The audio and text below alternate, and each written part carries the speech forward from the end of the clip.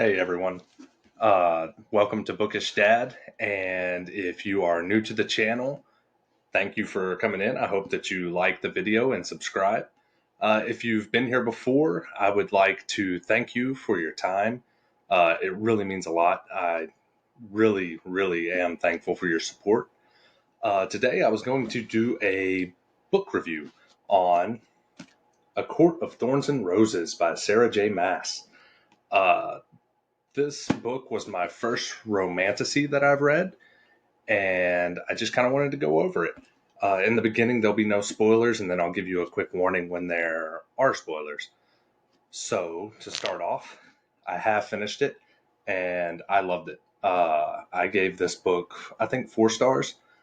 Um, I loved the writing, I loved the world building. The romance was nice. All the characters and the villains were pretty cool. Uh, I, before I started this video, I started going through and looking at other people's reviews and kind of what they thought of it.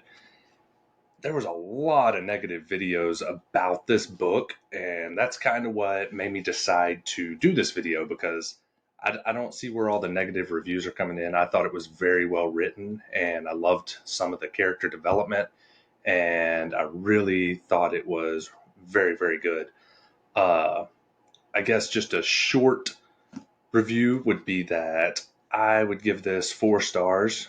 There was not much smut or spiciness, not that much violence, like a little bit, but nothing crazy like some of the books I've read.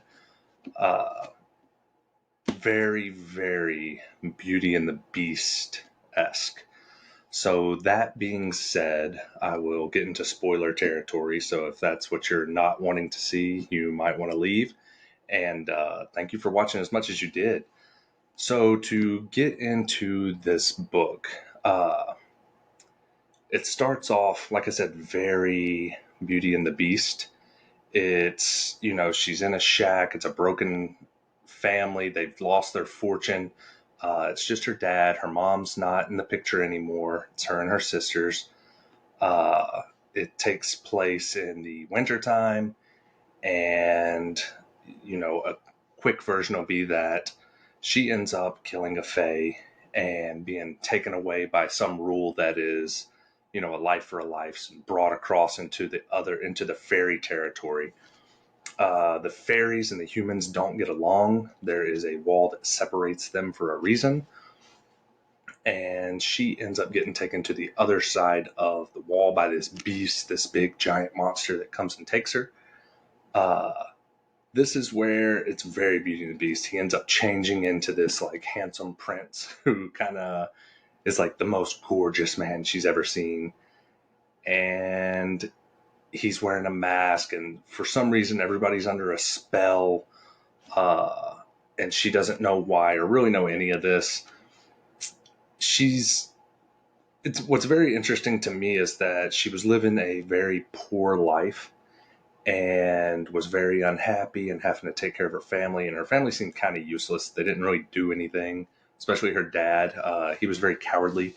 He lost all his wealth, and it seemed like maybe it was beneath him to go and get a new job that wasn't what he had. So he just did nothing.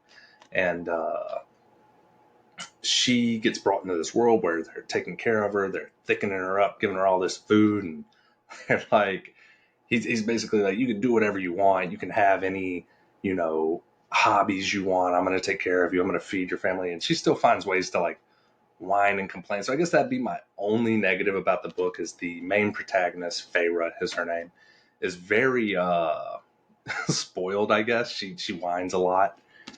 For instance, I'll read a little excerpt. Well, this is more just kind of like her character. Go to your chamber, he snarled, and glanced towards the fires. Lock your doors. And she goes, why? I demanded.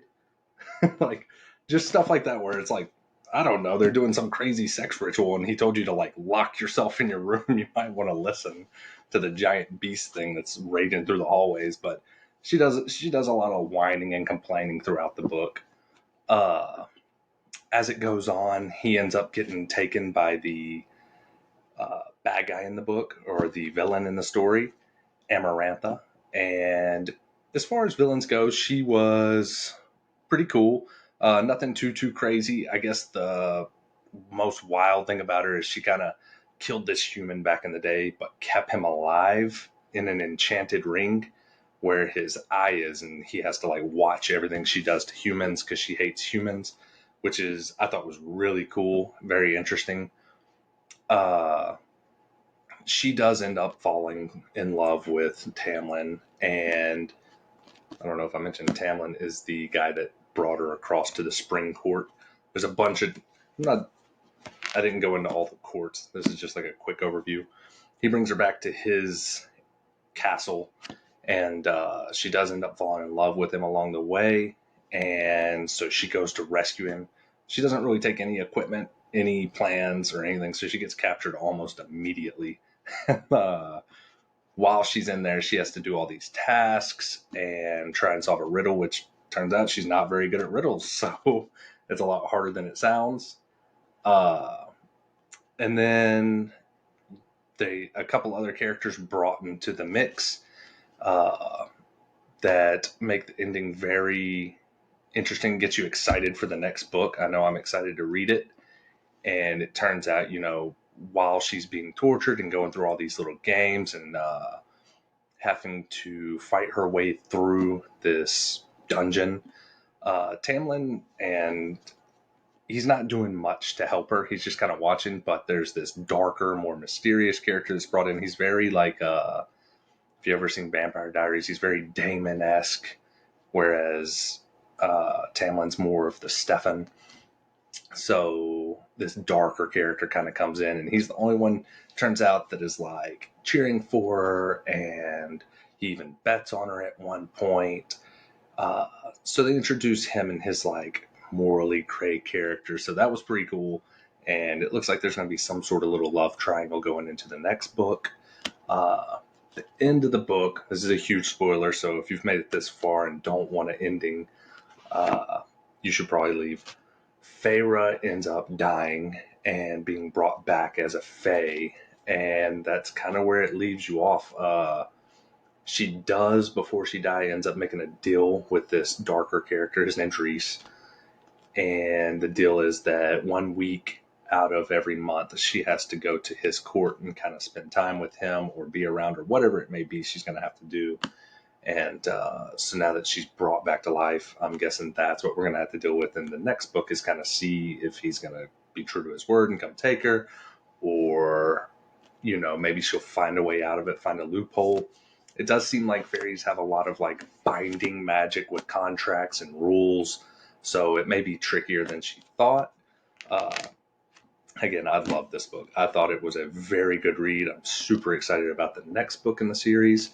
And if you're looking for a romantasy that has some good world building, a pretty good villain, and a Beauty and the Beast vibe, highly recommend this book.